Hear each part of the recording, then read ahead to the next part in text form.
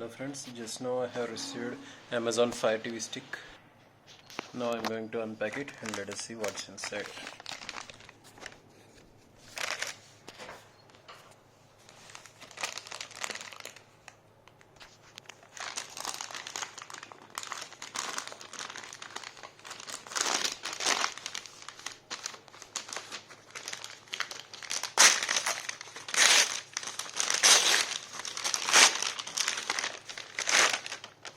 All crippled packaging. Okay, Fire TV stick. Fire TV stick 3rd generation 2021. It is on the sticker, not on the box. Okay guys, I'll check the details later. This is the MRP I can see here. 3rd gen it is, Fire TV stick. Okay, satisfactory. Seal is intact.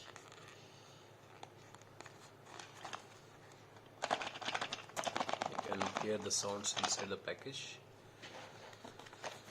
Okay, let us unbox this. There were so many negative reviews and broken seal unboxings. Luckily I got a sealed one. I'll update the video or an epic later once I installed Fire TV stick dongle HDMI. For best performance, include the power adapter. Use only the included power adapter. Okay, looks genuine.